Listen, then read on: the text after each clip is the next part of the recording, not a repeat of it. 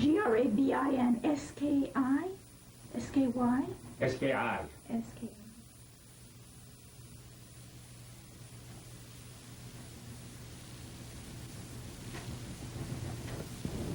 You can tap me when you want me to start speaking. Okay.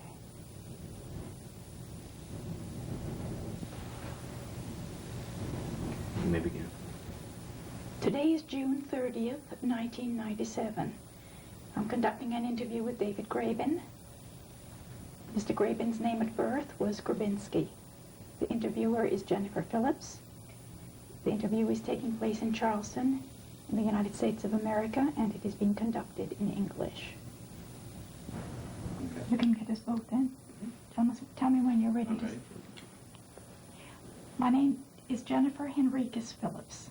Today's date is June 30th, 1997. I'm conducting an interview with David Grabin. The interview is being conducted in Charleston, South Carolina, in the United States of America. Start.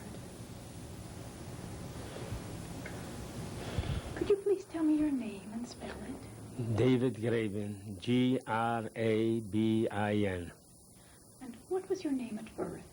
At birth was Grabinski, G-R-A-B-I-N-S-K-I.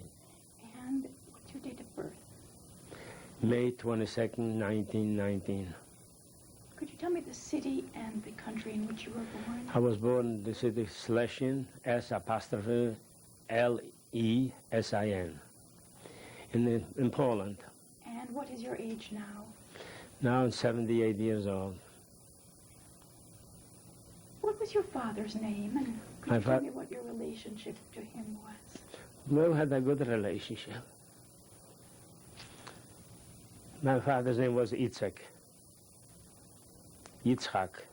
We used to call him Yitzhak. Yitzhak Grabinski. We were well known in town. We were in the grain business. You want me to start with that? And I worked with my parents and all of the brothers in the business. We had, as a matter of fact, we had two businesses. One in town where we used to live, and then about 12 kilometers away, a town, we had a business over there. We used to travel back and forth.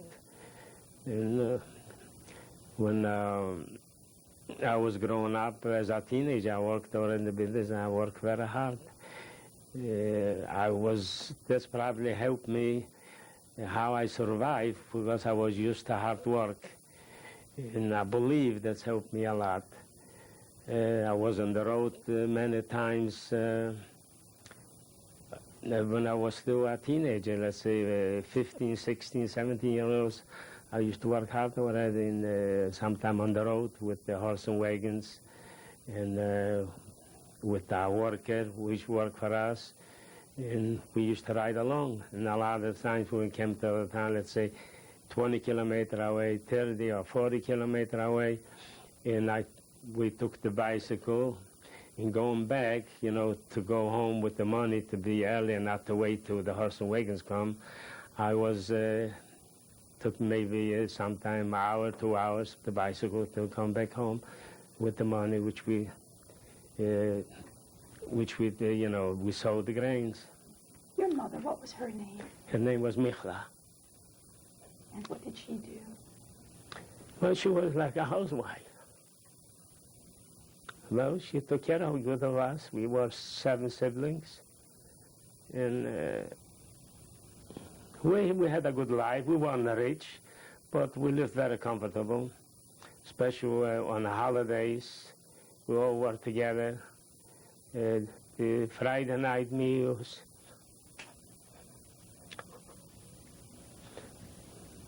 or holiday meals, was very enjoyable. We will grow up Orthodox. Friday night we used to go to the synagogue. And after we came home, we had a meal. We were singing at the table.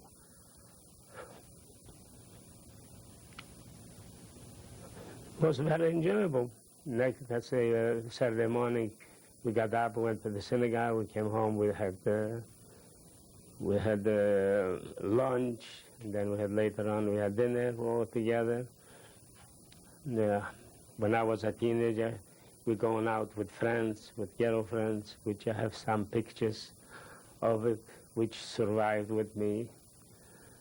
And it was very enjoyable, especially when it was holidays. I love the holidays. We could rest up. We didn't have to go to school, because in Poland they had 6 days school. So on our Saturdays we did not go to school. The same thing on the holidays, we did not go to school. But we went to friends and find out about what kind of homework we had. And we did the homework and we managed. We passed every year, and it was okay. We had the friends, Gentile friends from school. We had a good relationship with them. What school did you go to? The school was the public school in the town. It was called the public school of the town of Schlesien. It didn't have a specific name. That's the only school we had in town. We didn't have no high school. So I went 7 years to school. I started at 7 and finished up at 14. And when I was growing up, before I was bar mitzvah, we went to school. After we come from school, we went to Cheder. In Cheder, we learned Hebrew and everything what was necessary for the education. You mentioned your bar mitzvah. No, we didn't have bar mitzvahs like over here. Can you describe your bar mitzvah? Well, just we had an aliyah in the shul, and that was it. We didn't have parties like I do it over here. It was nothing like this. What was your relationship with the non-Jewish students in your school? We had a good relation because I was well liked. We were, as a matter of fact, the family was well liked in town. It was a small town, was only about 2,500 the population. The Jewish population was, let's say, between approximately 450 people. And mainly the Jews, most of them were in business, all the kind of business, grocery stores and hardware stores and in dry goods stores, all the kind. But we were in the grain business. And how many brothers and sisters did you have? I had 5 brothers and 1 sister. And where were you in terms of the family? Were you the oldest or the I was the youngest in the family. I was the youngest. I had 1 brother which was born in 1905, and then another brother was born in 1908. In between 1905 and 1908 was my sister, and then I have another one born 1910, and another brother 1912, and another one 1913, and I was born 1919.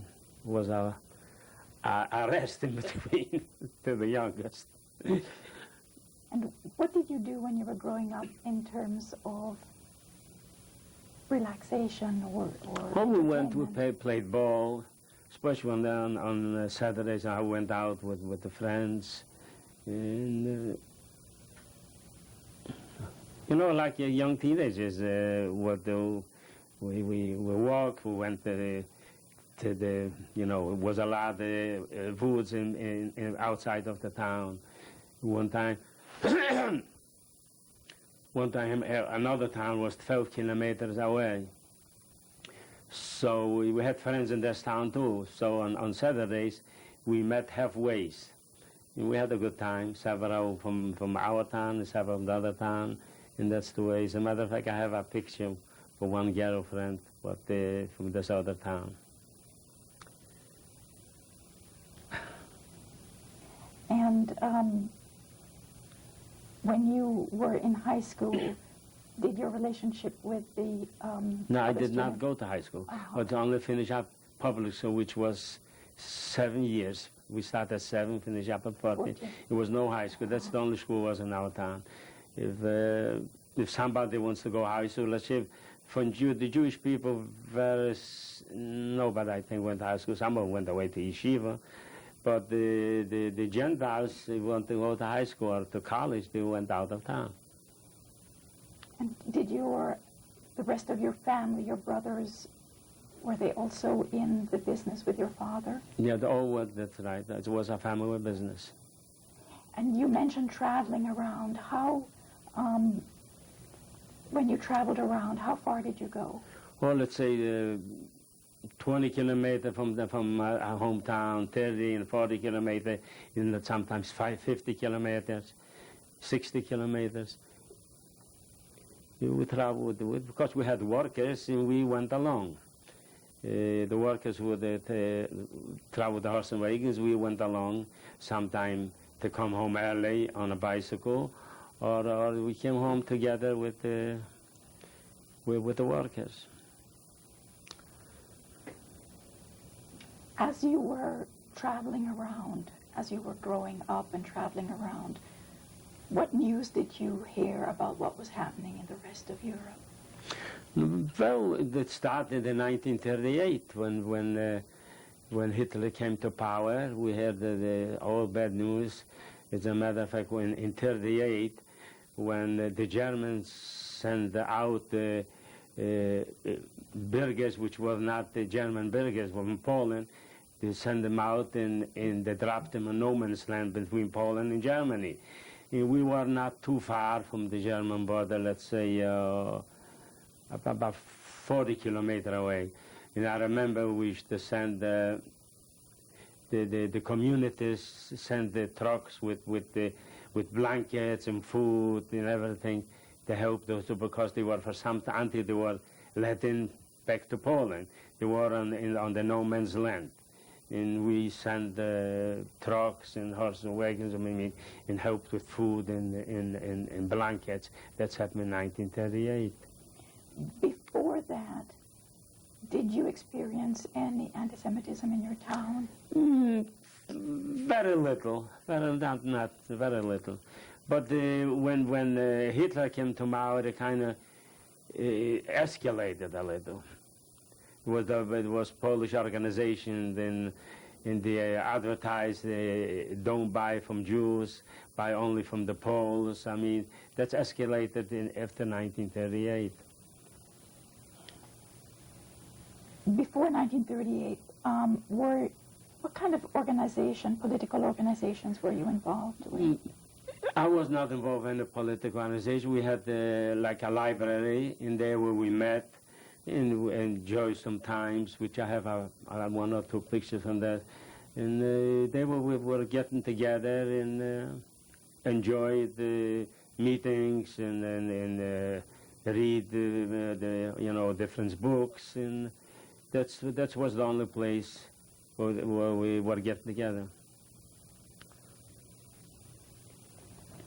And can you remember any incidents of anti-Semitism specifically? Not really in our town, not really. When you traveled around, did you experience it? No, not really, not. You described in 1938 sending blankets to help the Jews. Were you involved in that enterprise? Well, as a group from the town, we were involved, because it was another town, a bigger town, 20 kilometers away, which was like the district from the towns around. They were more involved because they were closer, and they had access to automobiles or trucks, and they were more. We helped along, sent to the other town, and that's went along to college. That's outside college. That's where the place where the Jews were in no man's land between Germany and Poland. What did your family talk about when they heard what was going on? What were your family thinking about? Well, nobody was thinking that such a horrible things is going to come. Nobody would dream of it, that something like this would have happened.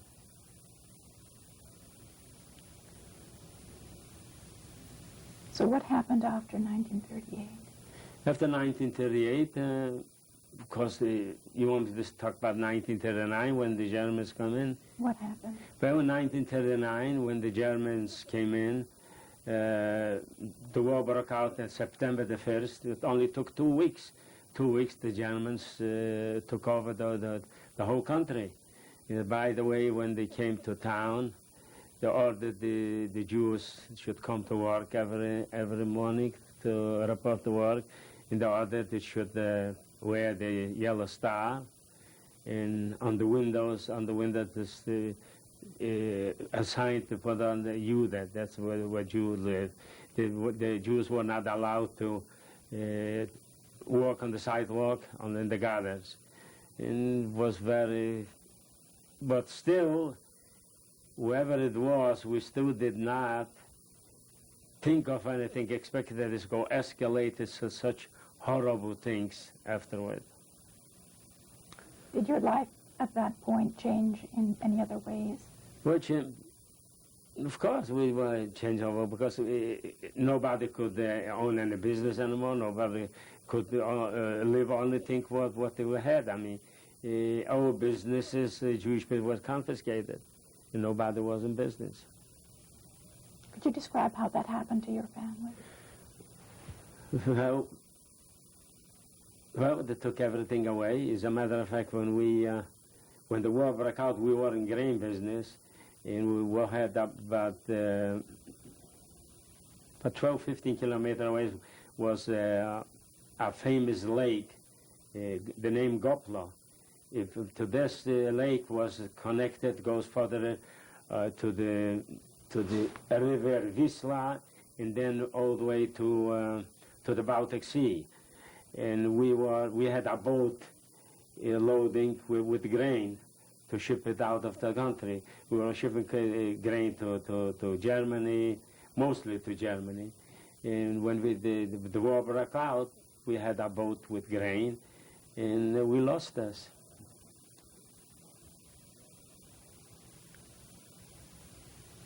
And could you describe how they came to your family and what happened? Well, in beginning of 1940, they wanted me to start when we were evacuated and then we were sent to the camps. I'd like you to tell me about what happened in the town when the Germans came and for the next few months after the Germans came. Well, I have one incident. You know, we had a telephone in the house. And one time, then we had a minion in the house, and a little boy took off the receiver, and that was ringing at the post office.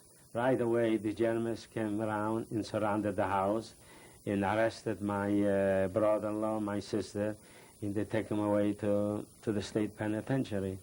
And they were kept over there for several weeks until a friend of ours from a neighboring town, she had a connection with the commandant from the police from the whole area. And he was in charge. That was in town of Konin, and there was the penitentiary. And with her, she intervened through the connection she had with him, and persuaded them that my brother-in-law and sister was freed and go back home with us together.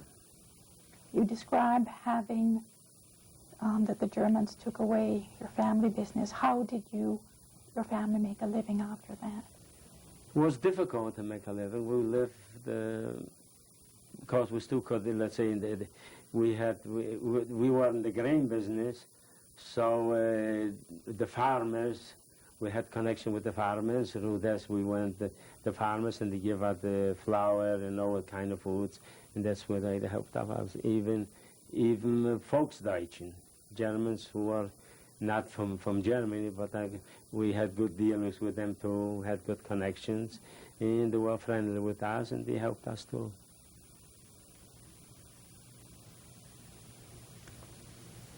And what happened after that? And after that, in 1940, in the summer of 1940,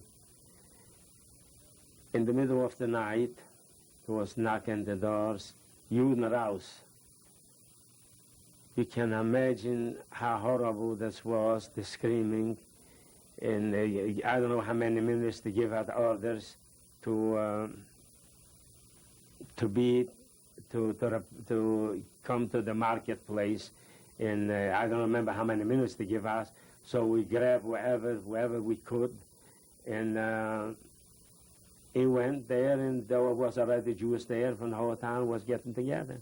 And then after that, they checked everybody, all the names of everybody was there, and in each family was assigned to a wagon, and we left. We traveled by approximately about maybe 30, 35 kilometers out of town to another town, and there was they called it Judensammellager. In there, but wasn't so. It was very horrible. The running and screaming and yelling with the horse whips and everything was very horrible. When we arrived there, every family was assigned to a farmer for a large area over there. And there we were 9 people in one room, laying sleeping on the floor on straw. And there we were up to the end of 1940, maybe the beginning of 41, I don't remember exactly. I think it was the end of 1940. In 1940, at the beginning, or then in 1939, they ordered us for everybody to report in town. And from there, already they put us on with the horse and wagons, with the farmers. We traveled to the railroad station. That was probably about 20 kilometers away. And there at the rail station, again, this yelling and screaming and running was horrible. And they put us on the train, and we traveled to Lodz. May I ask you, before we talk about Lodz, could you tell me who was in the camp with you and what kind of work you did? You're talking about your Judensammellager? Yes. That would you do? I forgot this. They were worked on the farmers, with the farmers. It was a large farm. It happened to be in the farm with harvest time in July, August, and we worked on the field. We ground together the grains. That was the harvest of wheat and rye. And over there, the farmers give us food, and we worked there. And there I was still with my 2 brothers were still with me at this time, which I have a picture at this time where we were working on the farm. And you said that about 9 people were there with you. Who was there with you? Was 2 of my brothers, my parents, and my sister and brother-in-law, and 2 small children. And were you able to observe any Jewish holidays? But we didn't go to we have no synagogues, wherever we could, just in the house, privately. We couldn't go to no synagogues, nowhere. And every morning we had to report to work. And what happened after that? And after that, from there, in the end of 1940, like I just mentioned, we have to report in the town. And from there, they transported us by train. And before they loaded us on the horse and wagons, the yelling and screaming and running was very horrible. And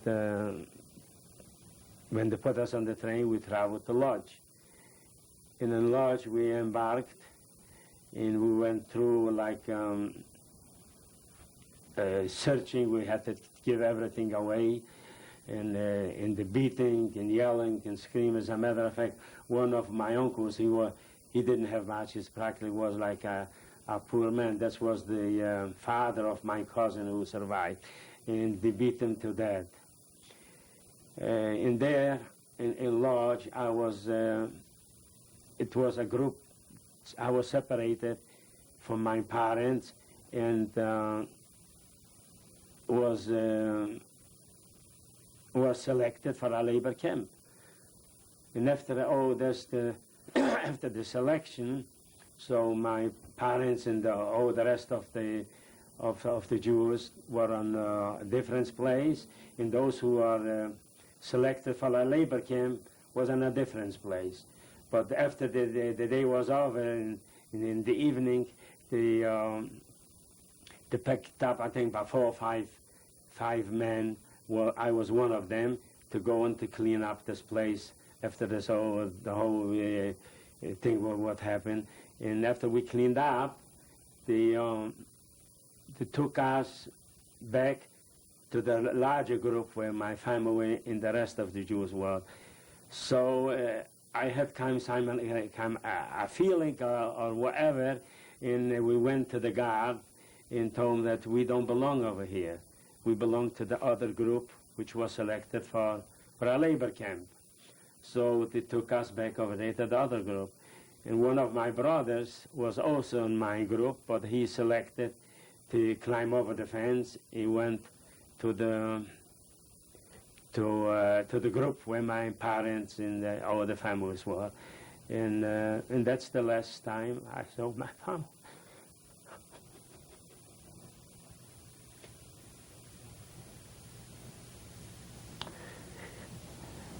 If my brother wouldn't choose to go with the family,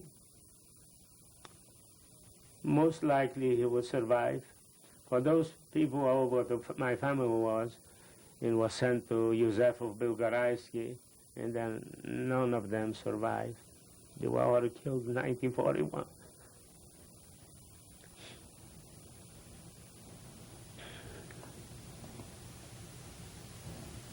We'll stop the tape now and go to the next tape. All right.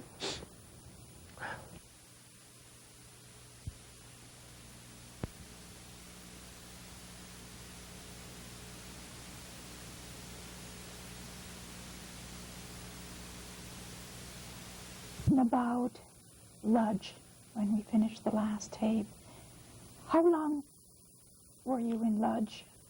We did, after we went through all those searching and separation, we stayed just, I think, overnight, I believe. In the next morning, we got some train, and took me with the few hundred what was selected for labor camp. We went to the first camp was Straszyn by Danzig. And the rest of the family was sent to Eastern Poland.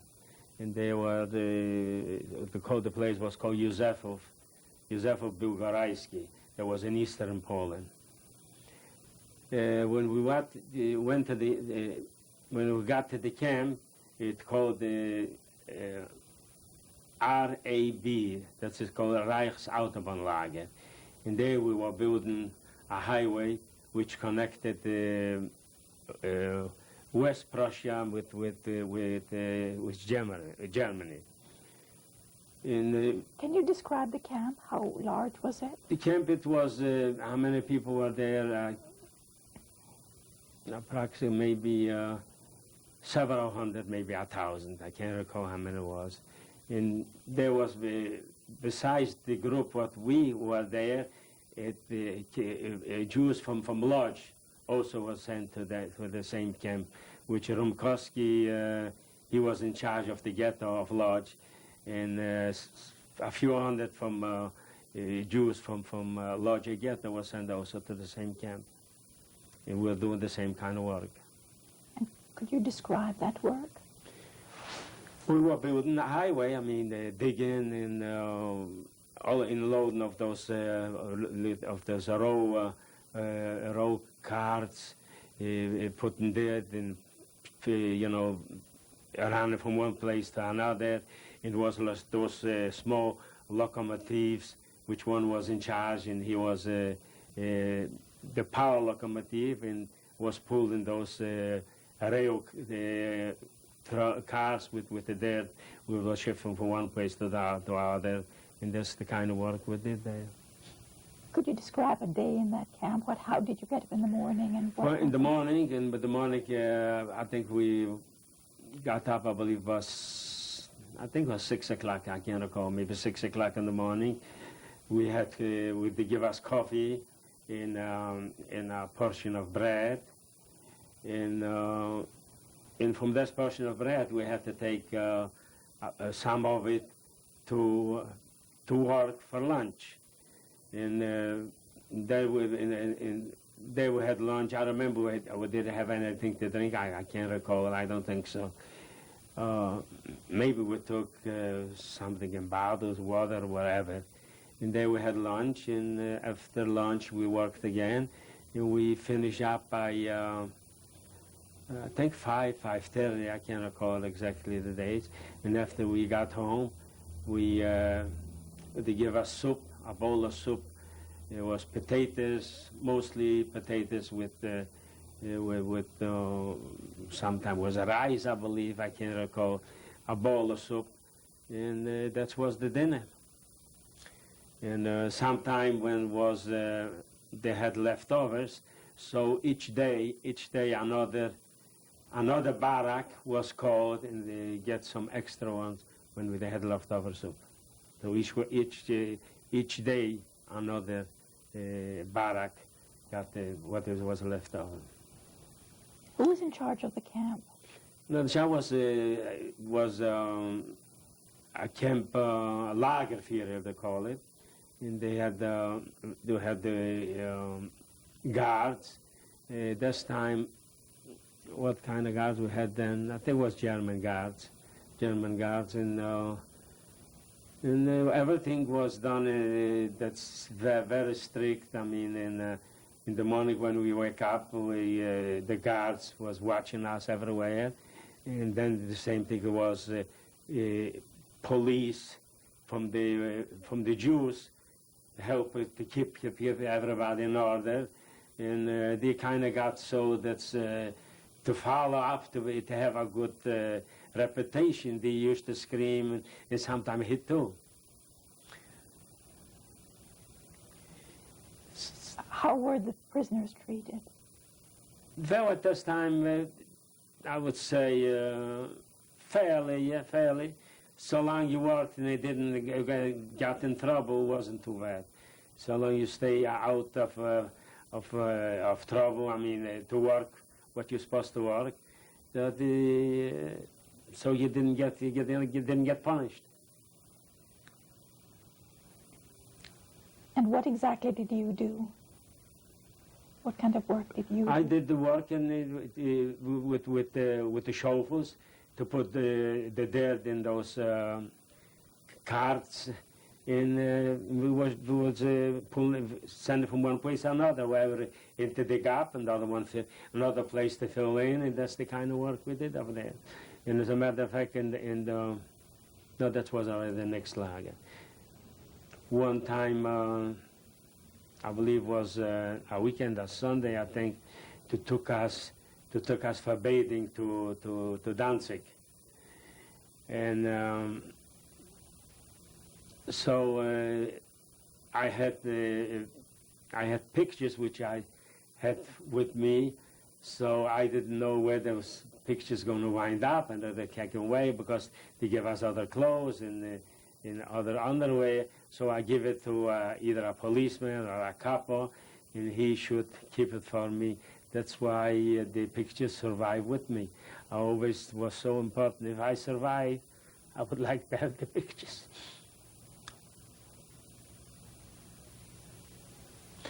For instance, if you give somebody something what is worth, like gold or rings or whatever, which some people had with them, so maybe you get it back not, but pictures was no use for them, so they did me a favor. And they kept the pictures, and out it was back to normal, so I got it back. That happens quite a few times. While you were in this camp, were you aware of the passage of Jewish holidays, for instance? Well, but we didn't observe any Jewish holidays. We did not. But at the beginning, let's say that when we start receiving mail from the parents, I don't know, I cannot recall how we got the addresses and how we got contact with them, I cannot recall. But when my parents and parents for other friends from the same town received mail and they wrote to us that's the taking away Jews, and in the wrote names which Jews from the town passed away already. And we started to talk to each other, how's this possible? I mean, they're just going to take Jews away and kill them by the thousands? I mean, we just didn't believe it. We didn't believe it that something like this could happen. But nothing happened in the camp, that somebody happened one time where somebody did something, I can't recall what, and it was hanged, it was individual. But in groups, to take away people and have them killed, we did not witness anything like this. How long did you get letters for? Pardon? You described getting letters from your family. Yeah. How long did that last for? That's lasted till, I think in the middle of, sometimes in 41. And then it stopped. We didn't hear anymore, we didn't receive any letters. Which I then find out, friends from my neighboring town, was a family which we were very, very good friends. We kept the family that had the other business in the neighboring town. And there were 3 sisters which are survived. They had the Gentile papers. And they live, one of them still live in Israel. And she told me that she witnessed everything, what happened. And all of them, my families and all the Jews there were killed in 1941 already. Whenever I'm in Israel, I always go to see it. How long were you in this camp? In this camp, we were by the end of 41. And then they sent us to another camp, which was also in Western Poland. The name was Borowazay. And there we did also the same kind of work as in the first camp. Also building, they called it RAB, Reichsautobahnlager. And the same thing we were building there, the highway. How did they get you from one camp to the other? By trucks. When you were in the trucks, did you see the townspeople as you went through areas? Yeah, we saw it. I mean, we didn't have no contact. We saw people, let's say they was in the country, were farmers. And I remember we passed through a town, I can't recall, I believe. And there was in 1942 was a heavy winter, and they took us, the ground was frozen, and they took us to clean the highway from the snow. They took us by truck, and took us to the highway. We cleaned the highways from the snow. What were conditions like at the new camp? The same conditions as the first one. Same thing. We did the same work. And how big was that? It was also with the same people, the same group what was in the first camp. The same people all went back there to the second camp. And how long were you in the second camp? In the second camp we were until the middle of 42. In the middle of 42, they transferred us by train in cattle cars to Latvia, to Lithuania. In the first camp in Lithuania was, what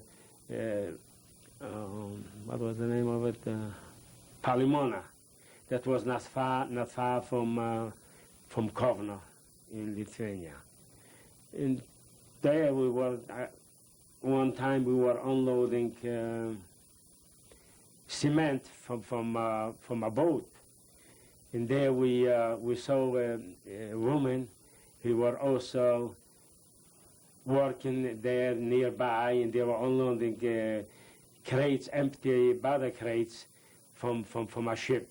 And we kind of, word by word, we find out, I mean, we couldn't stay and talk to each other, we found that they're from Kovno, and we told them we from Poland and all that. And that's all the connection we had with them. And as a matter of fact, I think one or two people escaped from our group and went with this other group. I can't recall how they got it because there was women, I don't remember how. And they survived in Kovno. We saw them after the war. And at this camp, what other kind of work did you do? I even don't remember what we did in Palimana, you tell me the truth. I cannot recall. And how long were you in that camp? Indeed, not long. It was a very horrible camp. The conditions very bad, food very little, and the treatment was horrible. Who was in charge? Was in charge in charge already was Lithuanian guards, and the Lithuanian guards were very bad. I mean, they treat us very bad.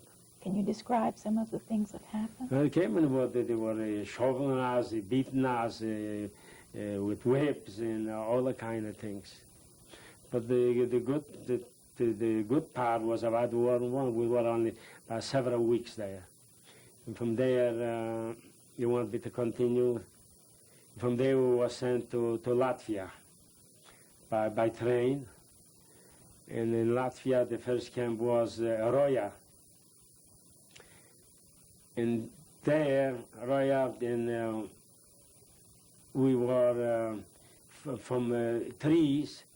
We were manufacturing the railroad ties, the railroad pillars, what goes onto the railroad tracks. And they were manufacturing this. And I was chosen to, they trained me, of course, for a little while, to measure the trees. And I had to make the decision what kind of pillars, which size. Sometimes was a double one, which two railroad tracks come together, and some of them was for small. And I have to figure out that they should be at the last waist on the end. Otherwise, I was in trouble. So let's say about 3 or 4 was regular ones for the railroad cars, and some of them double ones, and some of them small. Which the small ones they had the trains in Latvia, small trains, which was this small. I was in charge with them. I didn't get any reward for this, but it was not a hard work like the others. But a lot of times they asked me to help, with the hand saws. So on one side was a German with the hand saw, and I was on the other one, and I kept up with him. And they were laughing that I still can do it because I was used to hard work, and so it didn't mean sometime, I don't remember, they give me some, maybe a piece of bread or something extra. I cannot recall, I don't remember this. What were conditions like in this particular camp? Well, the food, of course, food was never enough to give us. And the treatments, let's say fair, but depends a lot of times depends on the guards, the way they treat us. Some of them was good, and some of them was not too good. Sometimes they hit us, and sometimes so. And who were the guards at this camp? That was Lithuanians.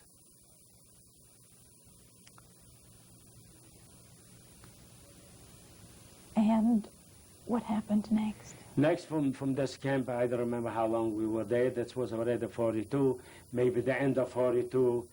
We were sent to another camp. Those camps already over there wasn't large groups. It was, let's say, it was a group maybe between 50 and 100, or sometimes less. To the other camp, we did the same kind of work. What we start off with the manufacture those railroad pillars, what goes under the railroad tracks. And what was the name of that camp? That camp was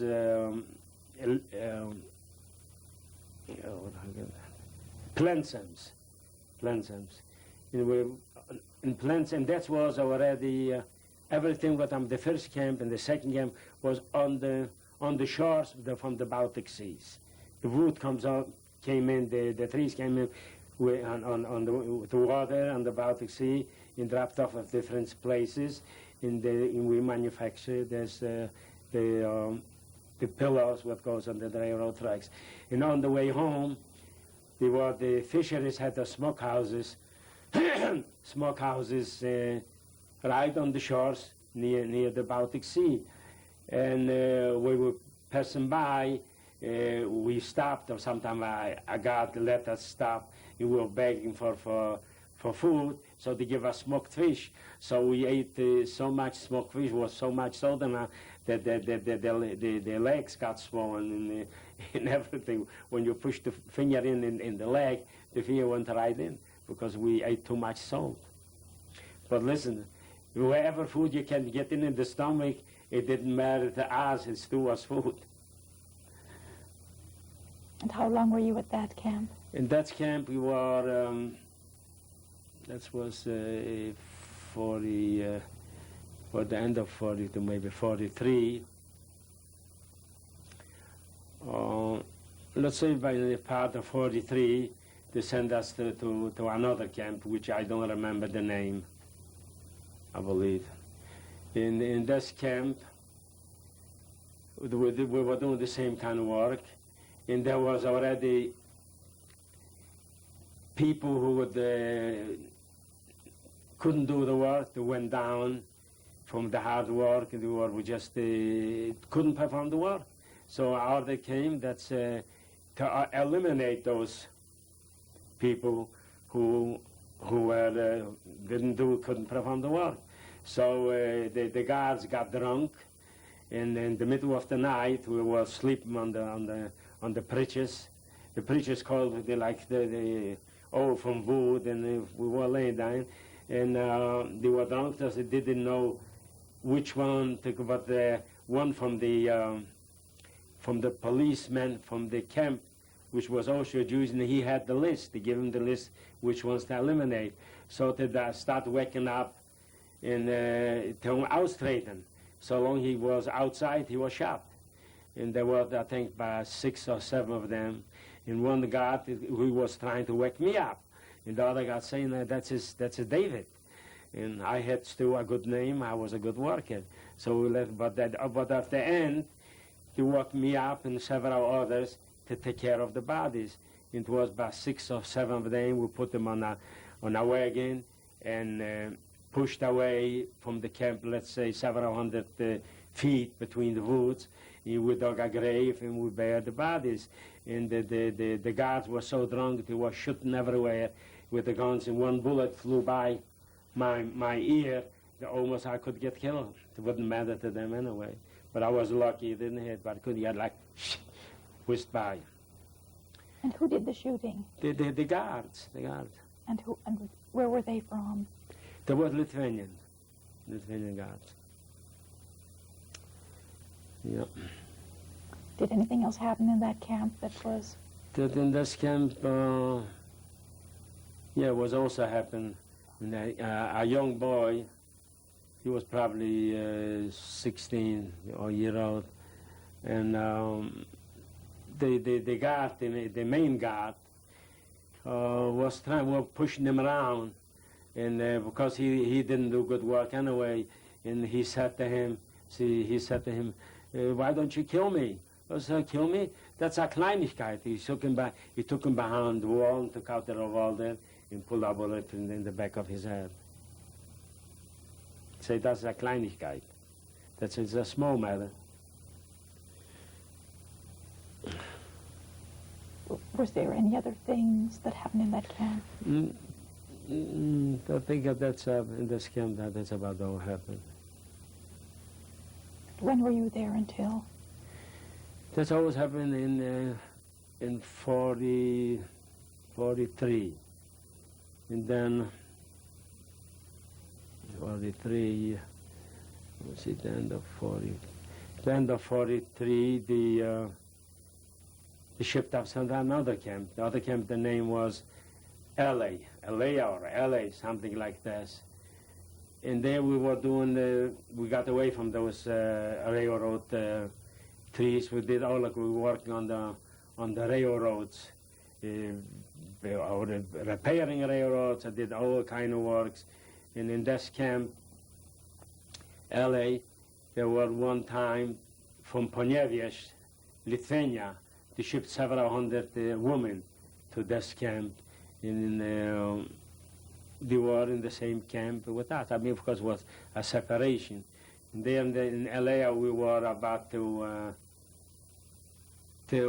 44. In 44, sometimes 44, I think was the early part of 44, we were in this camp.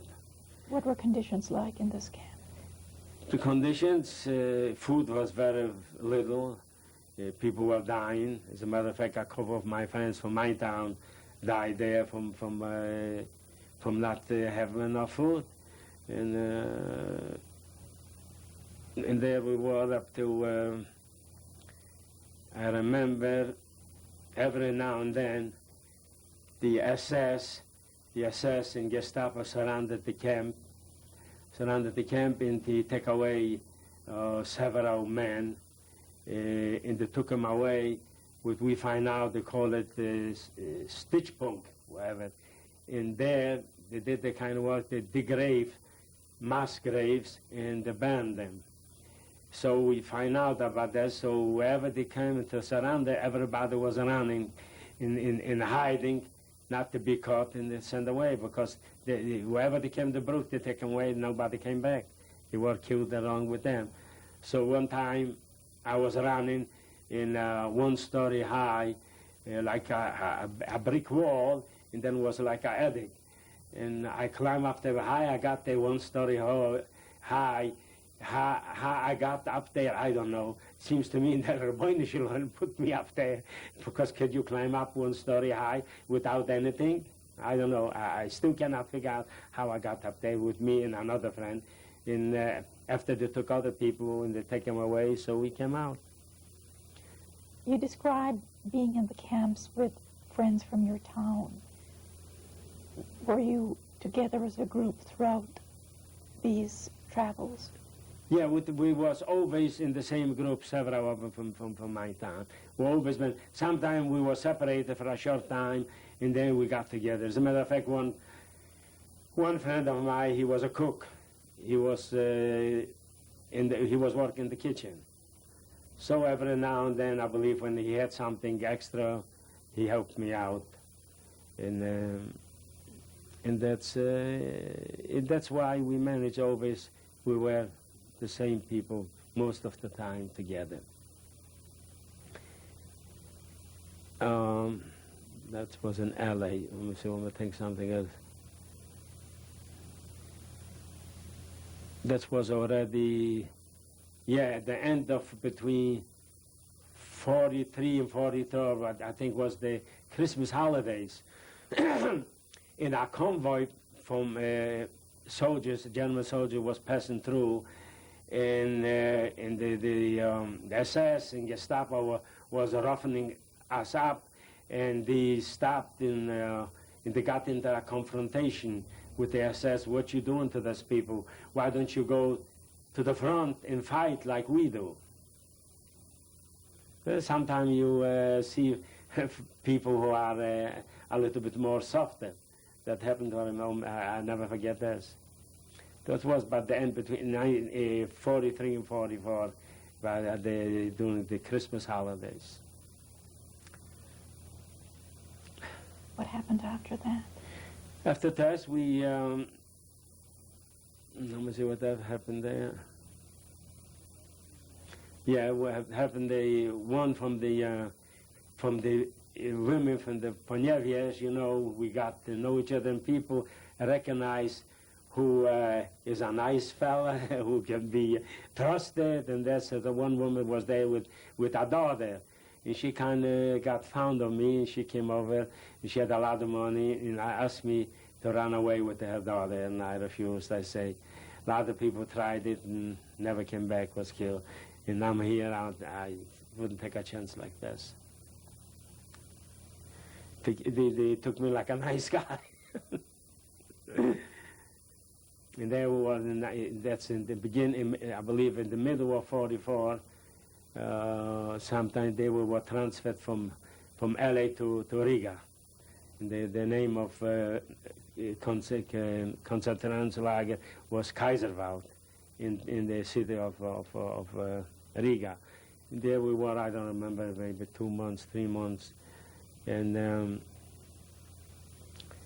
it was around the high holidays of 44. And there was a selection, and they're trying to see who else is still fit to work, who else could still be able to do some more work. So there was a selection, and there was already 4 years in the camps. And when I confronted the man, I'm not a big man to start with, and he looked at me up and down, looked at me again, and then he said to show my hands. So I showed him my hands, and he still wasn't satisfied. So he asked me, "Wo arbeitst du? Where do you work?" I say, Tanklager, and I still was good. This was the hardest work of all. We were bearing concrete to cover up the fuel tanks. That's the bombs shouldn't, bomb through. We'll stop now and go to the next tape. All right, okay.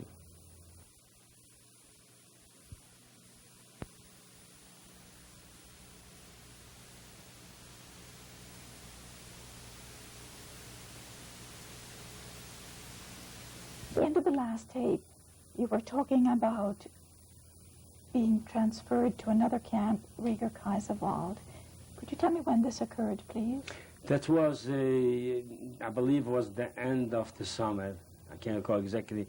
I believe when there we witnessed Hungarian Jews came to Kaiserwald from Hungary.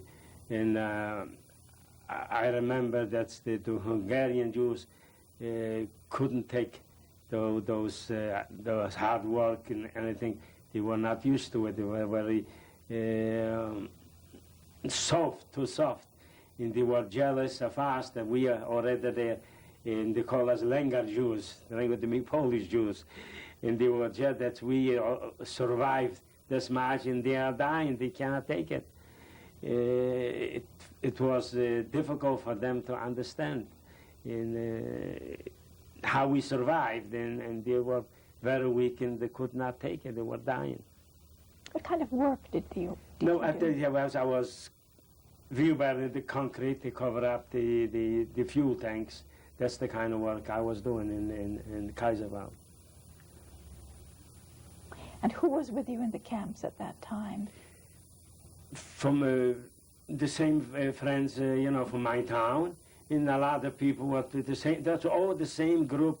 What we start off, all the same people, except now and then was other Jews. I think from Latvia, Lithuania.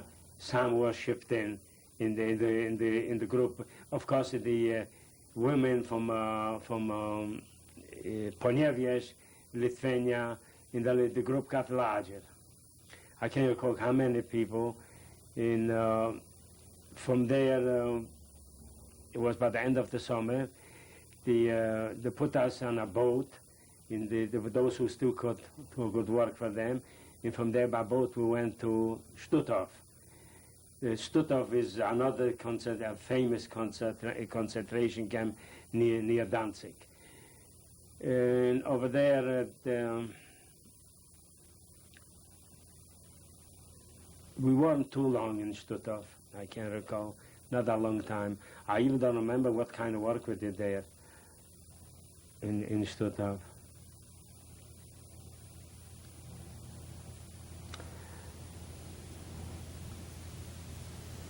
How many many people were in this camp? It was all the same group. Was the I can't recall. Maybe there was in Stuttgart was a lot of people there. I mean, that was a big concentration camp. Besides our group, was many Jews over there. There was a coincidence which I cannot say on tape. Well, something happened to me, and I'm just going to skip this. So from there, we were maybe just a few weeks we were in Stuttgart. And from Stuttgart, they sent us to Buchenwald. In Buchenwald. How were you transported to Buchenwald? Also by train. In let me see now, we get this thing straight. Buchenwald.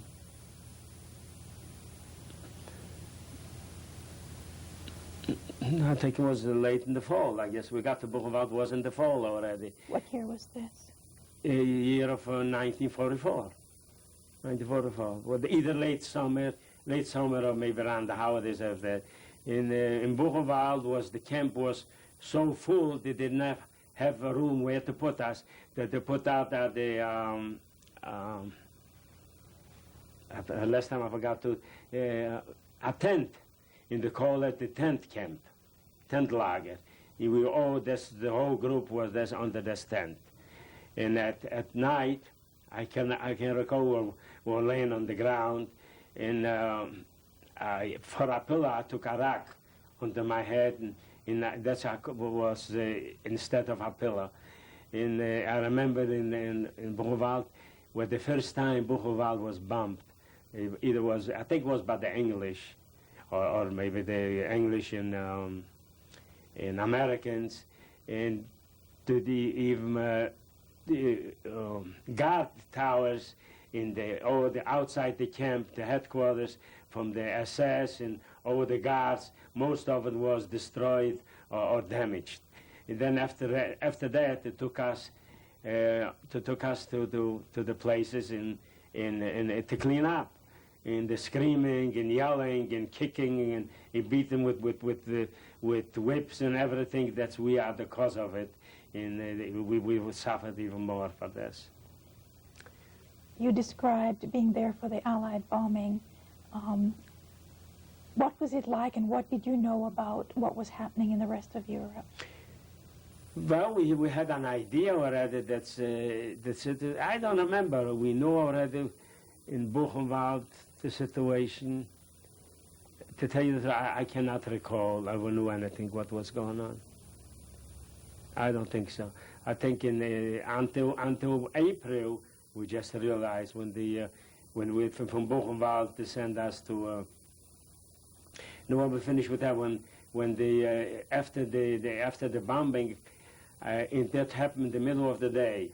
In the middle of the day, the Allied, either was the English, they thought that everybody for lunch comes into the camp, but a lot of people were working outside the camp in they were digging the rocks and whatever they did outside, and a lot of people got killed. So with all of those killed, I mean, they put it in the crematorium. That's for the first time I saw a crematorium burning, and especially at night, with not smoke coming out from the chimney, but fire. That's what the first time we saw a crematorium which burned people. With the fire, what was so horrible that the bodies were burning, and the smell from the bodies was so horrible that the flames could come out from the chimney. What kind of treatment did you receive at Buchenwald? Well, the treatment wasn't too good. I just told you with the running and kicking and whatever, and it wasn't too good. What other kinds of prisoners from other areas did you see in Buchenwald? I remember one time we saw black people. One of them got sick or had fever. You know, others must be they were prisoners, either was from Africa or wherever. We saw they were putting blankets on him. He was shivering.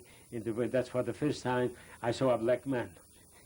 in all of us, we never encountered it, to black people. And that's for the first time we saw black people in Buchenwald. What kind of designation or number did you have, if any? A number where we did, so Auschwitz was, had on the arms the numbers, and we had the numbers sewed into the clothes. And I remember the number 82,000, and the rest of it, numbers, when I add them up, was 21. 8 to a 10, and the rest of them probably was 11, and altogether was 21. So something came to my mind, 21 is our winning number. Maybe I survived. That's stuck in my mind. Did you see anyone else there from other areas? I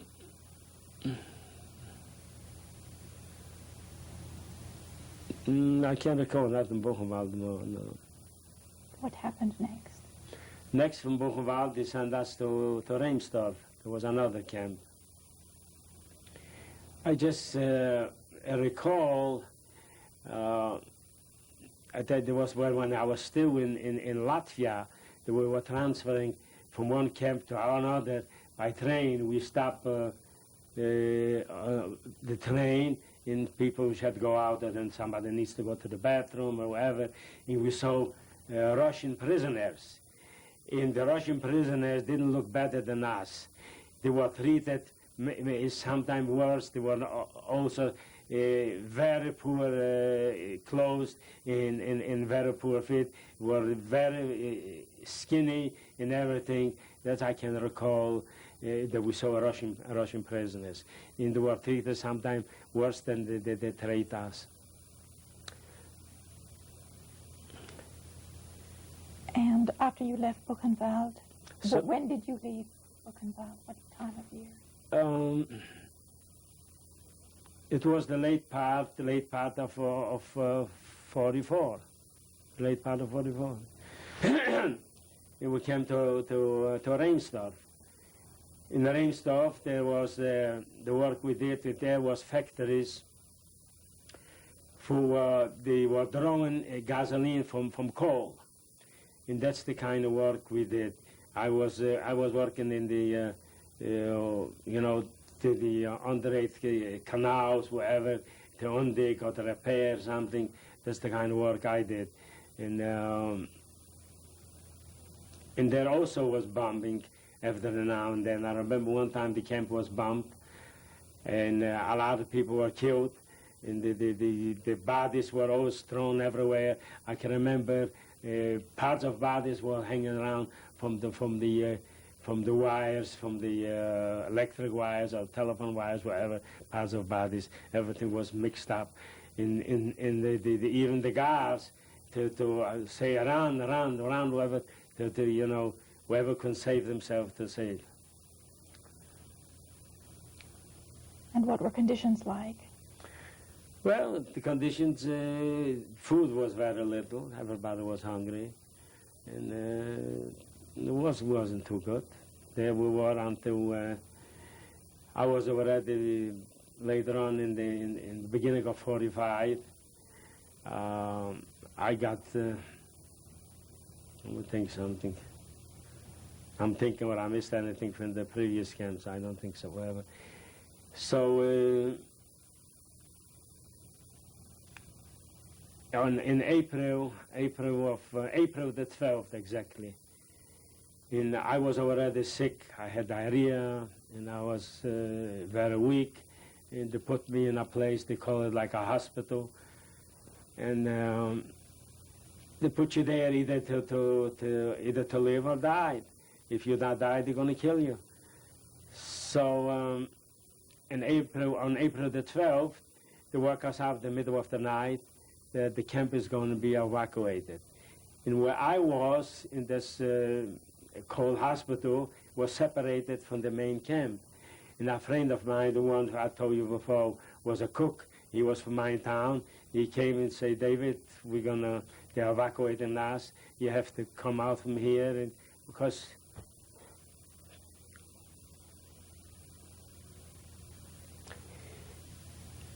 those who go here is going to be killed. So he smuggled me out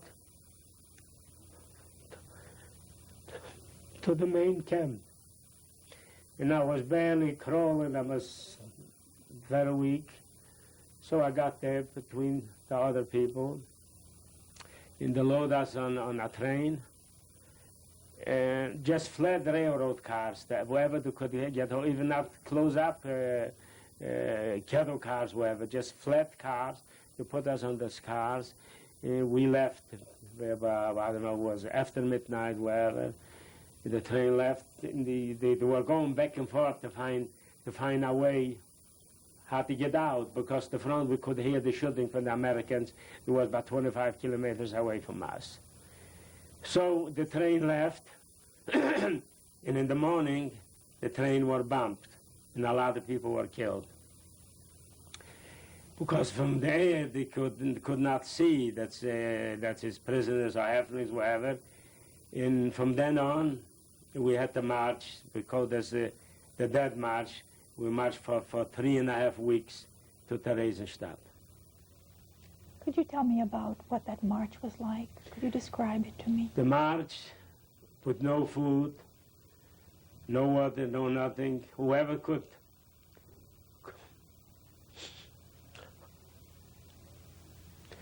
whoever sat down couldn't continue work was shot. And I was always trying to keep myself away from the end.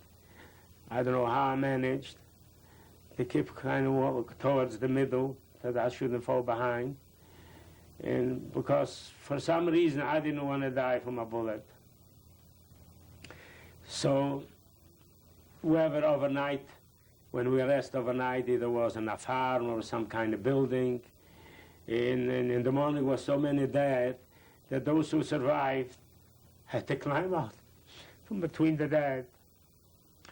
And the farmers came with horse and wagons, and they threw all those bodies on the wagons and the whole bodies away. This happened every night wherever we stopped. The same thing every morning. And then the shooting on the road, it was already later, the later part of April. And either were the Russians coming from one side or the Americans coming from the other side, and they were those on the road, the farmers, whatever, they were complaining. The other come not to shoot anymore. Those who could not walk be carried by those who still be able, were strong enough to help those who could not walk. What kind of condition were you in at this time? I was in very bad condition. It was so bad that I didn't want to die from the bullet. When at night or in the morning I was begging to God, I want to die. I was in such a bad shape.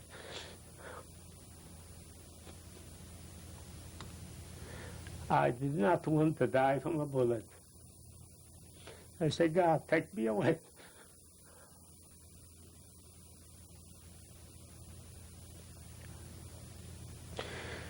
But God didn't want to take me. God said, suffer, suffer, you will survive. That's what it was.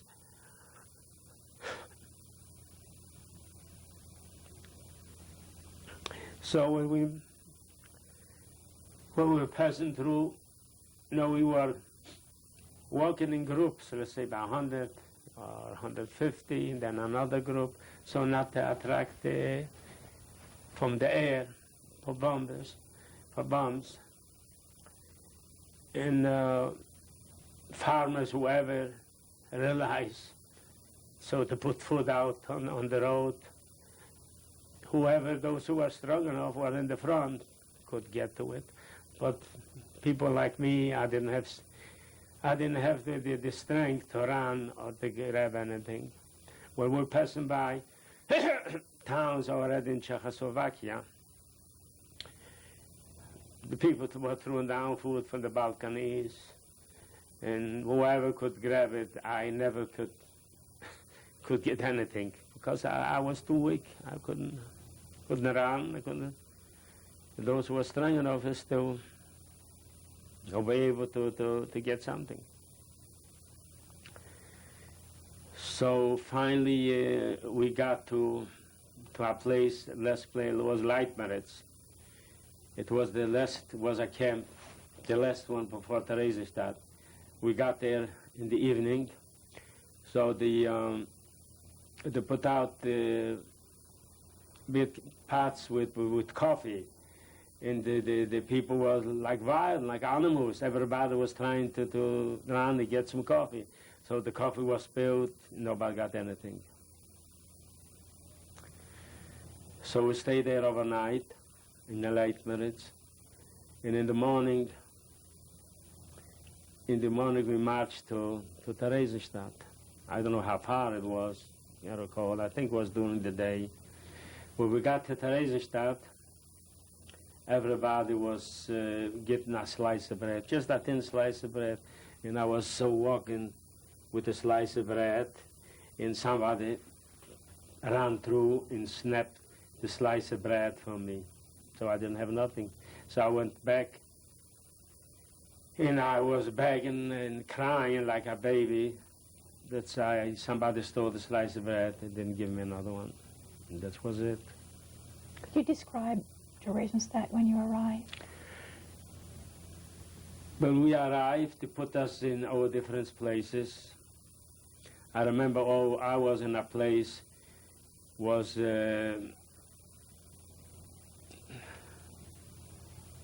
it was a place when across the street was the where they kept the horses, the Germans. And I tell you the truth, I don't remember what we got the last few days before the liberation, or they gave us any food. I cannot recall there's anything. But after a few days, that was the beginning, I believe we got there, was already the beginning of May. And on May the 10th, we were liberated by the Russians. But the Russians was May the 10th when we were liberated. And the Russians put up hospitals, and they worked hard to save people. And they put me in a big hall, maybe 100, 150 beds, a very big hall, no beds all over. And I was looking around, people were dying on all sides. And we were dying from all kind of disease, from typhus or whatever, what the people would got the food too fast, they couldn't, the stomach couldn't digest, and they got sick in it. And for this, I was careful. I was trying to eat just a little bit at a time and not too fast. But when I saw all these people dying, so in the middle of the room was a lady doctor in uniform, a Russian doctor. So I climbed down from the bed and I went to the front and asked her if they should check me over, that I'm not sick. I felt that I'm not sick. I just need to get back my strength and food. And she took me right away out and sent me to another place, which was like a sanatorium. And I remember the first thing I got, Ovaltine. I never forget this.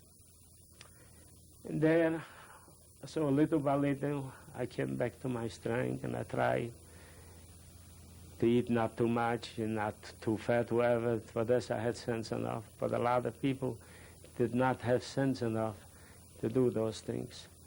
And after weeks or months, whatever, I got back to myself. I'd like to go back just a moment to the liberation of Theresienstadt. Can you describe that to me?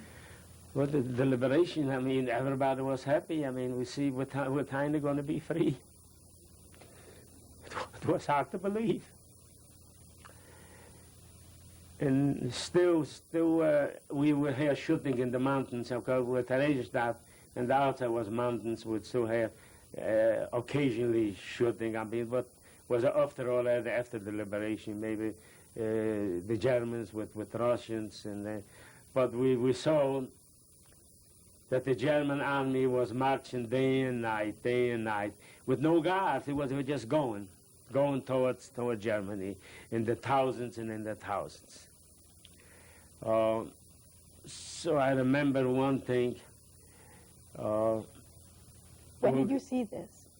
Pardon? Was this before liberation or after? After the liberation. Yes. After the liberation, sure. But that was prisoners of war. Mm-hmm. But the Russians didn't guard them. They just go by themselves. They were on the direction towards Germany.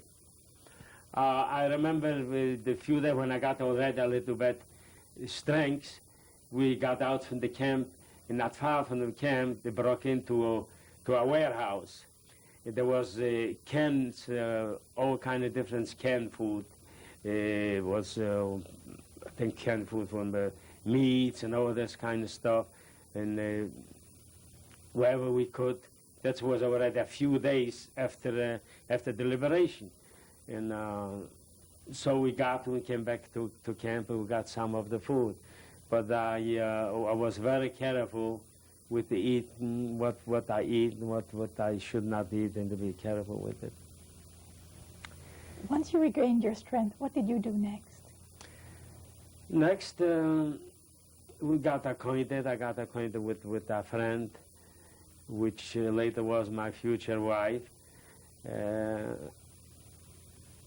We met several times, and we got to like each other. And one of her friends, she was kind of shy. Oh, where's this coming from? Okay, let him go. After we got acquainted, and after she was kind of shy, and a friend of hers asked me that we should stick together. And I refused. I say, I don't want to tie myself down with nobody. My first priority is to go home and see if somebody survived. So late in the fall, they announced that those people from Poland go be shipped back to Poland. And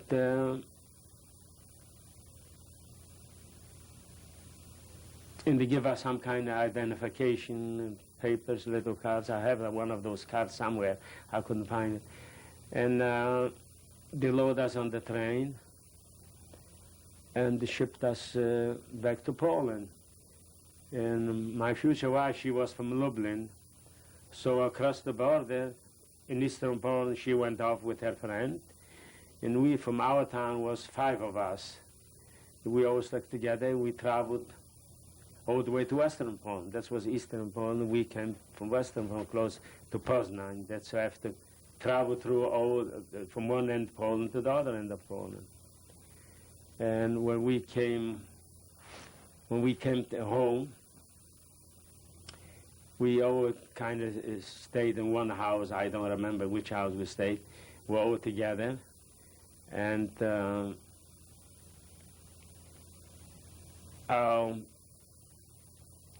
couple weeks later, one of my brothers survived. He was liberated in Germany, in West Germany. And he also came home for the same purpose, to see if somebody survived. So when he came already with a wife, because he was married, he had 3 children, and he lost his whole family. As a matter of fact, the oldest child was only different from me about 5 years, because when he got married at the age of 18, and I was maybe 4 years old when he got married. So the child, whatever, was already about 15, 16 years old, and then had two younger boys. So they did not survive. So after he came home, we didn't want to stay in Poland, because Poland is sucked through with Jewish blood. And so we went back to West Germany, the place where he was liberated. We'll stop now and go to the next tape. Okay.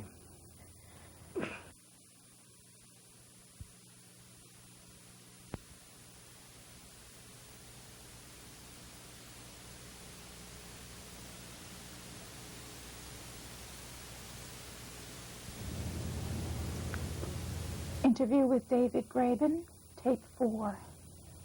The end of the last tape you were talking about going back home.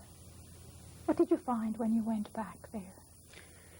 First thing I was looking for, happened to be the one who hit, it was a tin, which was the valuables, was gold watches. My mother over showed me had like, you know, those watches with a long, you know,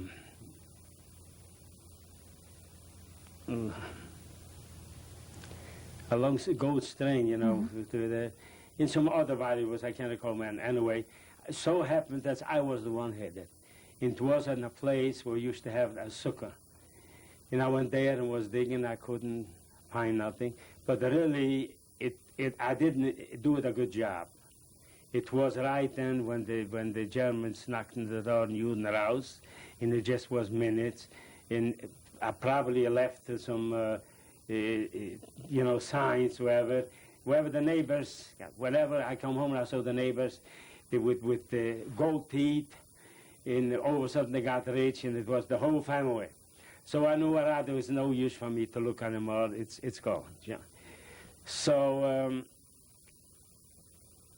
the neighbors, some of them were good friends. I was, it was a meal, a flour meal in town, and we did some dealing with them. I went to see them.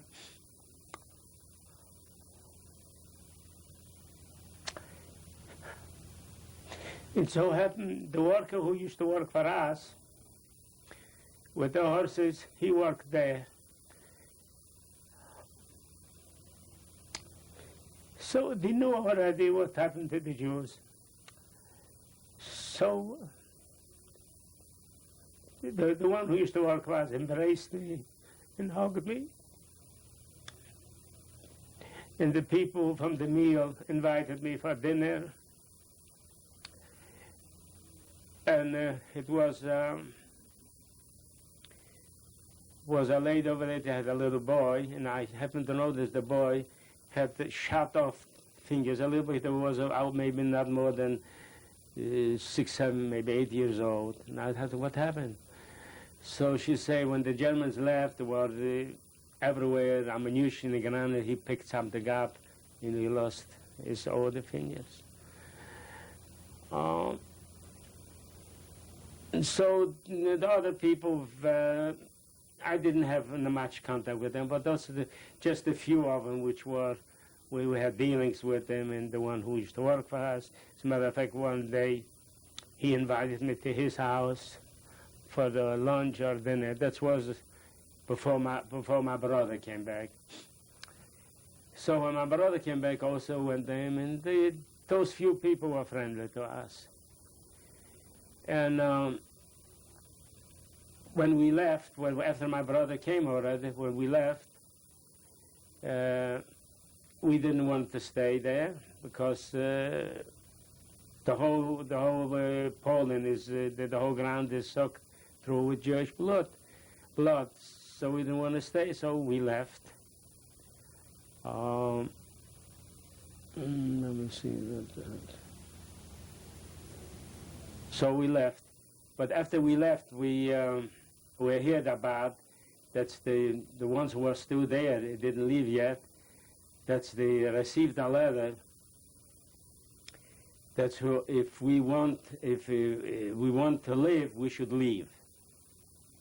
So they left. When we heard from them, we got contact with them later on. All right, when we went back to Germany, we went back to the place where my brother was liberated. That was Landsberg. And Landsberg, if you know, that was the place where Hitler was in the penitentiary.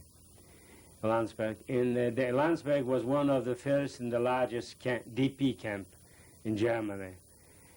And when we got home, my brother established himself 5 kilometers from town. It was in the country. There was an army base, and the Jews were dealing with the GIs, with the cigarettes and with schnapps. I mean, that's the kind of living everybody was making. So the next morning when we got there, we went to Landsberg on bicycles.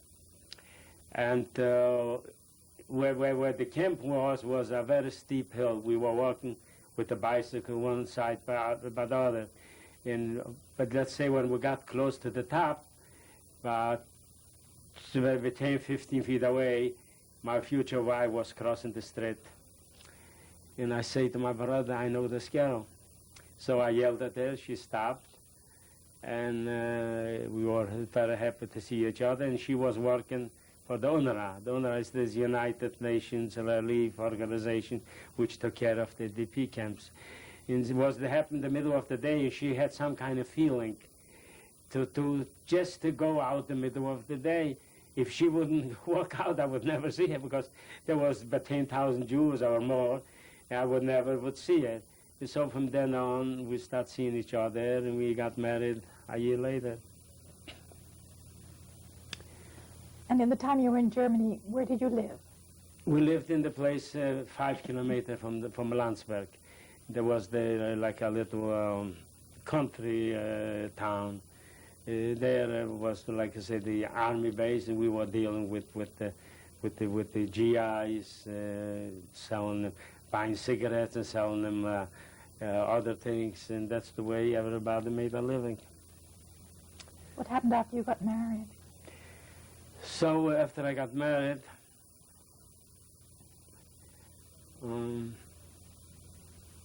I got married in Munich, and I still remember the name of the rabbi, Rabbi Lazarovsky.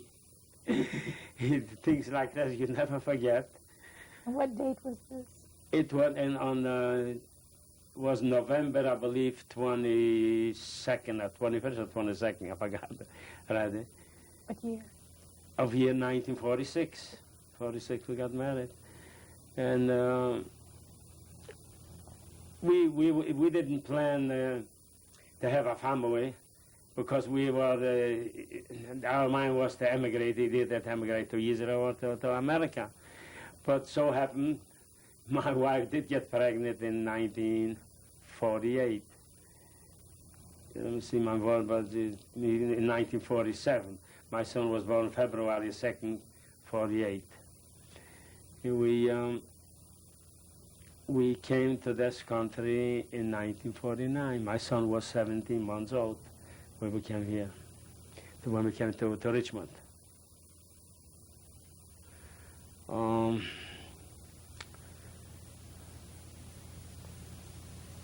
What happened when you arrived in Richmond? When I arrived in Richmond, there was German Jews who came in 1938. They escaped from Germany. Either they escaped or they let them go, and they settled. A lot of German Jews settled in Landsberg, because Landsberg had the Jews which were German Jews, which emigrated, let's say, about 100 years ago. Several families that were very good off. One of them was in banking business, other had department stores, and the German Jews who escaped to Germany, they helped us, to get located and to find jobs. So after 2 weeks, they wanted to find a job for me. I worked in a bakery, and I was on my own. So,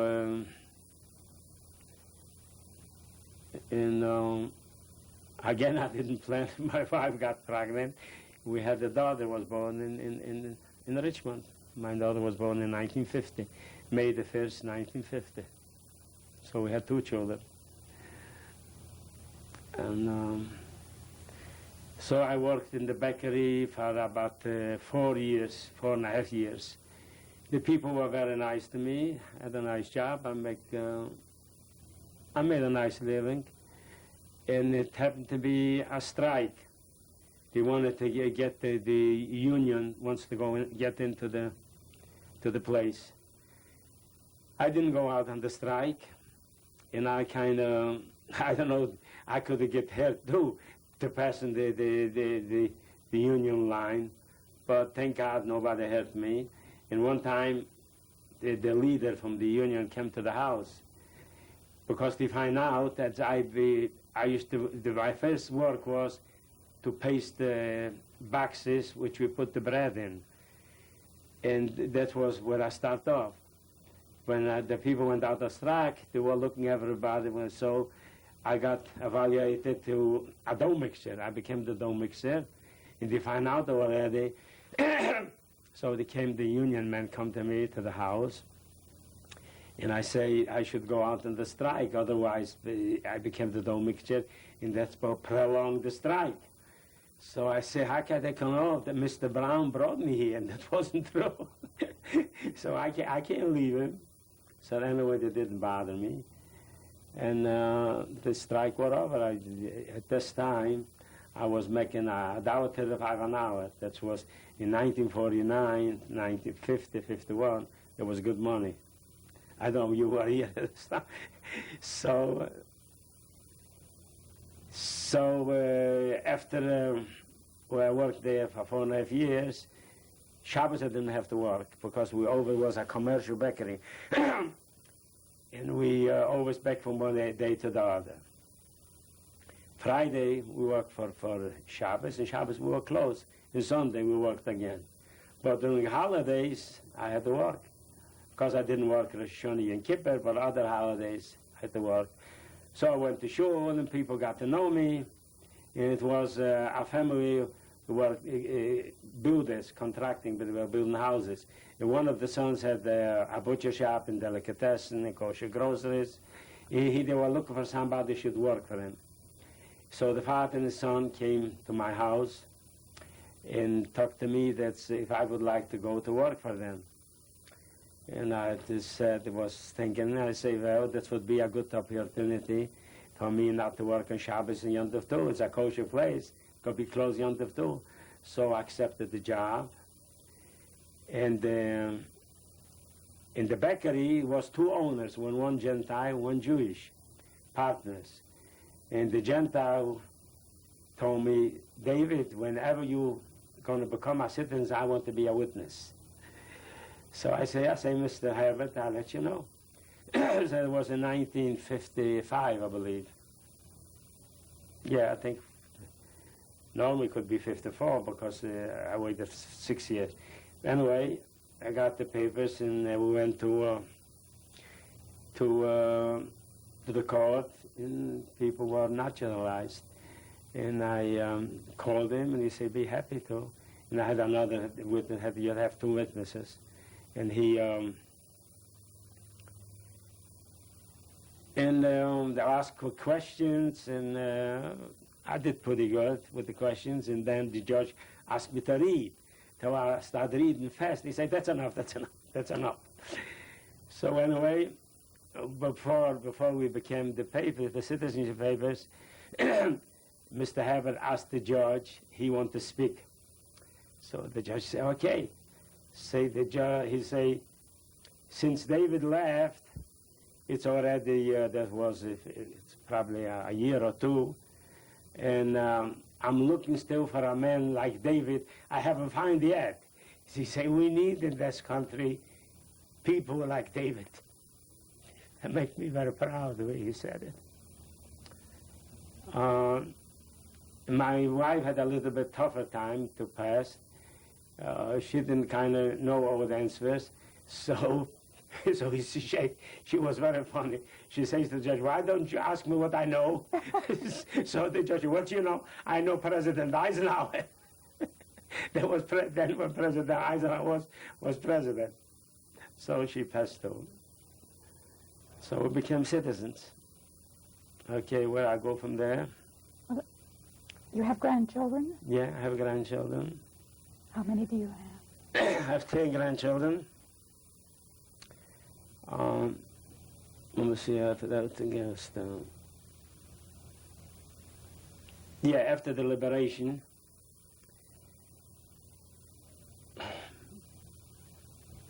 it was times I used to get cramps in my stomach. Very severe. It was like an attack. And it was so severe I had to lay down for a while until it went away. No, so when doctors couldn't help me, nothing. And the doctor said that's just the intestines shrunk from not having enough food, and it takes time until you get normal, and the intestines will stretch to a normal size, it will go away. Nightmares were a way of life. The nightmares.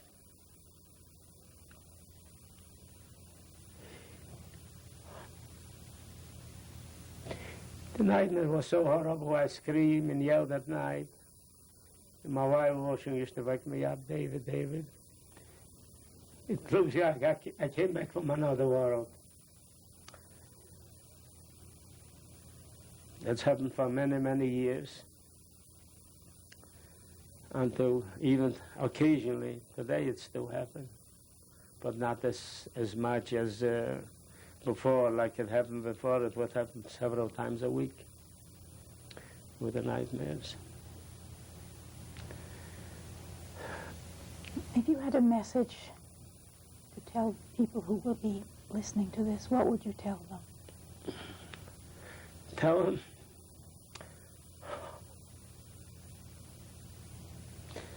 that the world should not forget whatever happened to 6 million Jewish people. And everybody should know, the whole world should know, those who survived what they went through. That's never something like that should happen again.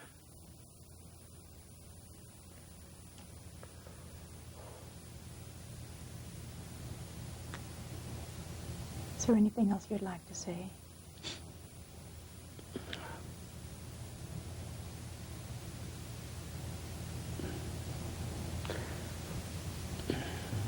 I don't know what else to say. Thank you. You're very welcome.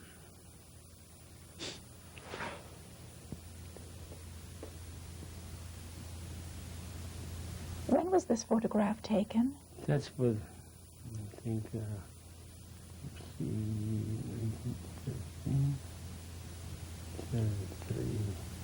Approximately 35.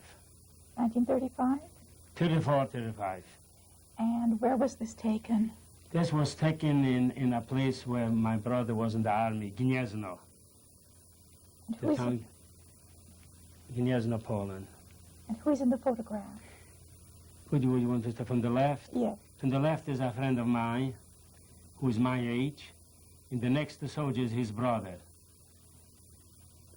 And the next to him is my brother, the soldier. And the last one, that's me. Who survived in this photograph? Only me, nobody else. Thank you.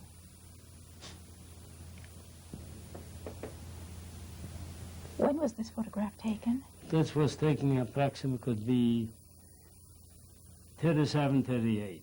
Where was it taken? It was in our town. So we have a lake that's on the lake. Who is in this photograph? There was a photograph of his friends. You want to start from the left, is a friend of mine who did not survive. And the next one is one who lives in Israel. He did survive. And the next one did not survive. And then it's me. And then is another one which did not survive. And in the end is one who lives in New York, which has survived. Thank you.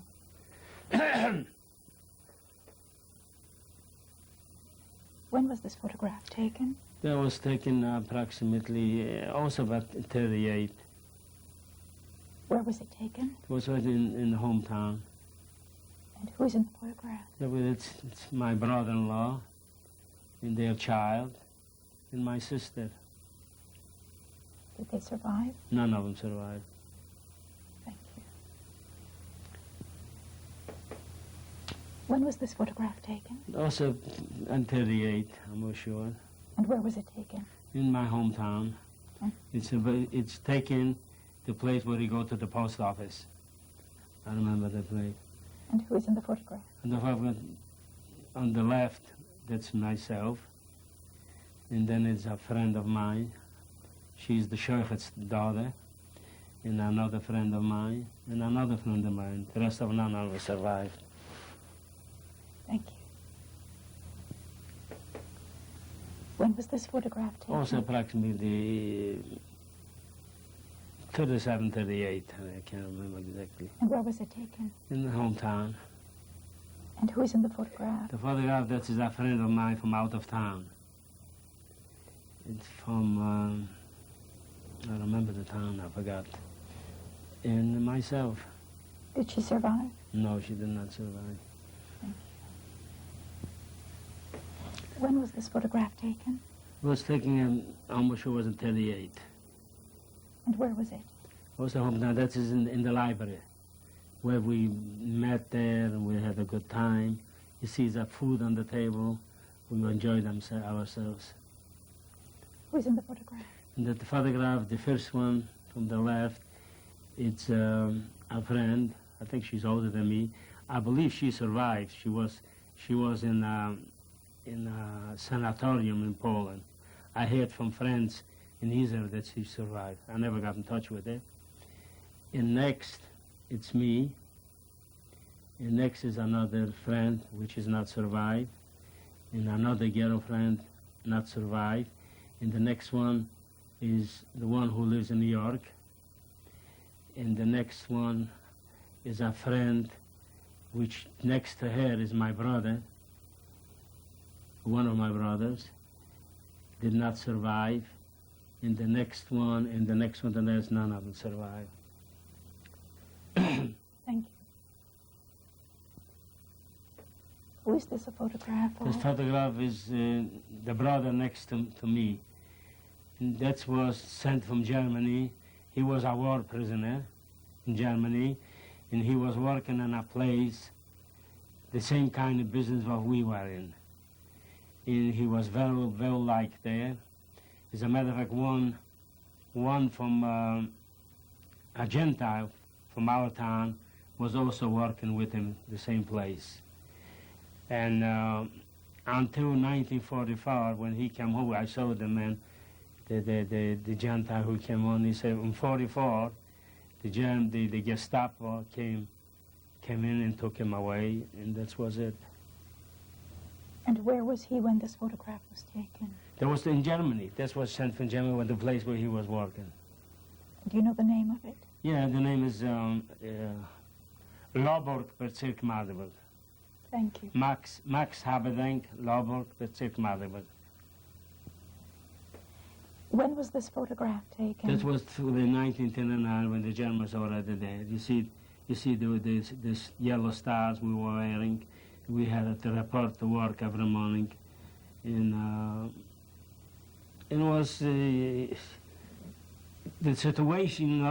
Nobody was expecting that's what would happen after that. Are you in this photograph? I'm in this photograph, sitting next, the second one from the left. And who are the other people in the photograph? That's old friends and old people from town. One of them on the top also survived. The one who said he was the cook. He survived, but since he died, or died a couple of years ago, he was living in Haifa.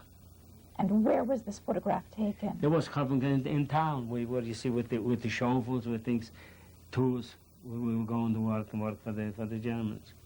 And who took this photograph? It was a lady photographer. I don't know how this thing happened. I believe she's there in the picture also, the end to the right. How this came about, I cannot recall how this picture came about, and how this photographer came to town and took pictures. I cannot recall. Thank you. When was this photograph taken? This photograph was taken in 1940.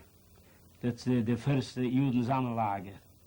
They were said before, that's where we were working on the farm. And it was during harvest time. Are you or your family in this photograph? Yeah, I have two brothers who were still with me this time. You want me to tell you which one? Second from the left is a brother of mine. In the first row, the last one, that's myself.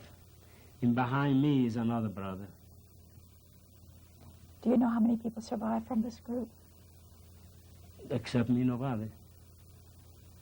Thank you. When was this photograph taken? This photograph was taken in 1944, 42. That was the second labor camp, Borovazay. And who took this photograph and the last one? I wish I could tell you. I don't remember. I don't remember. Must be one from the Germans, because none of us had cameras. And they probably made a picture. The one to the left to the right, he's a policeman, also Jewish. And I'm second from the left. And none of the others survived. And how that picture come about, I wish I could remember. It must be that one of the German foremen took the picture and they give it to us. I was the only one, probably the lucky one who got the picture. Thank you. Who's in this photograph? And this photograph is my son and his wife and all and the grandchildren, 6 grandchildren. And when was this taken? Probably just recently, maybe a few months ago, And where did they live? in Israel. Thank you. Who's in this photograph? They're my children and all the grandchildren. And what are the names of your children? My son is Irving, and my daughter is Minnie. My son-in-law is Brian. My daughter-in-law is Lois. My oldest granddaughter is Perry. The next one is Rachel. And the next one is Elisa. And the next one is Rafi. That's my son's children. And Gavi and Yohanatan. And my daughter's children is Benjamin, the oldest. And then is Shira, and Leora, and Elisheva. And what does your son do?